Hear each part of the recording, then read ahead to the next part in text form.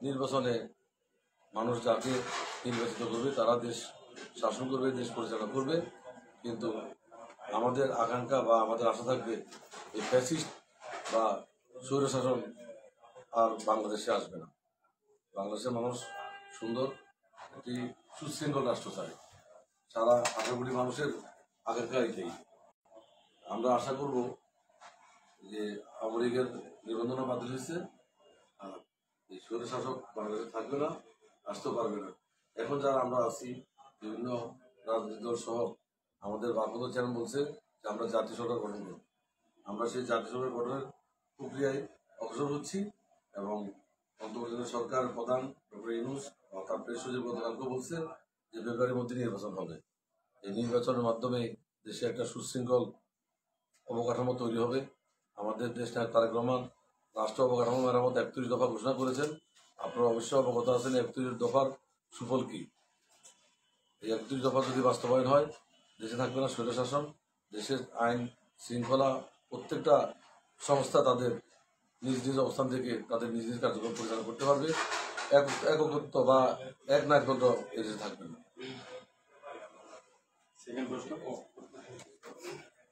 আপনারা সারা বাংলাদেশে আগামী যে নির্বাচন, সেই নির্বাচনকে সামনে রেখে আপনাদের জিয়া মঞ্চ কতটা প্রস্তুতি তারা নিয়েছে? নির্বাচনের কেমন ভূমিকা রাখতে পারবে জিয়া মঞ্চ? জিয়া মঞ্চ বা অন্য কোনো অঙ্গ সংগঠন রাখবে না। আমাদের জাতীয় বা শক্তি বা আমাদের ভারপ্রাপ্ত চেয়ারম্যান যে নির্দেশনা দিবে সেই নির্দেশনা অনুযায়ী জাতীয়তাবাদী দল নির্বাচনের প্রক্রিয়ায় অগ্রসর হবে। এবং আমরা আশা এবং বিশ্বাস উনি যখন দেশে ফেরত আসবেন, দেশে আসার পরে দেশের মানুষ ওনাকে সাদরে গ্রহণ করবেন, সেটা অবশ্যই আপনারা দেখতে পাবেন। আর দেশের মানুষ ওনার দিকে উৎকৃষ্টভাবে আগে বসে আছে কবে উনি আসবে। ওনার আসার প্রতীক্ষায় আমরা অধীর আগ্রহে বসে আছি। উনি আসার পরে নির্বাচন হবে, নির্বাচনের প্রক্রিয়াতে উনি যে নির্দেশ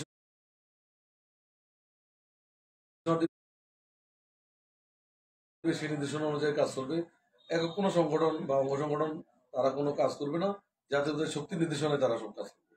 আমরা যেমন অথবা ছাত্র দল, যুব দল, স্বেচ্ছাসেবক দল, শ্রমিক দল, অন্যান্য যারা অঙ্গ সংগঠন আছে সবাই মিলে কাজ করবে। নির্দেশনা থাকবে আমাদের ভারতীয় চেয়ারম্যান তারেক রহমান। আমরা সোশ্যাল মিডিয়ায় দেখে থাকি যে দেশে কোনো কিছু হলেই সেটা বিএনপির উপরে চাপানোর একটা অপচেষ্টা। তো এ বিষয়ে আপনি এটা হলো যারা ভালো চলে, ভালো দেশ পরিচালনা করার চিন্তা ভাবনা করে, ভুল ভ্রান্তি হইতে পারে, আমরা তো মানুষ, অত ভুল ত্রুটি হইলে ওই 12টাকে ঢাকার জন্য তারা অপপ্রচার করে।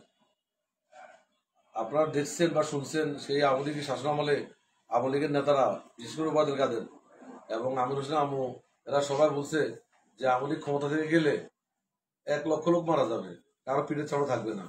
বিএনপি বড় রাজনীতি করে, সুশৃঙ্খল রাজনীতি করে, হিংসা রাজনীতি করে না। আমাদের নেত্রী কখনো হিংসাত্মক রাজনীতি করে নাই এবং আমাদের নেতাও হিংসা রাজনীতি করে না। আপনারা দেখছেন কেউ এই পর্যন্ত আমাদের কোনো লোক বিএনপি দ্বারা নির্যাতিত বা খুন গুম এ ধরনের কোনো ঘটনা অদ্যাবধি ঘটে নাই। তাহলে আমরা অনেক ভালো দল, অনেক সুশৃঙ্খল দল।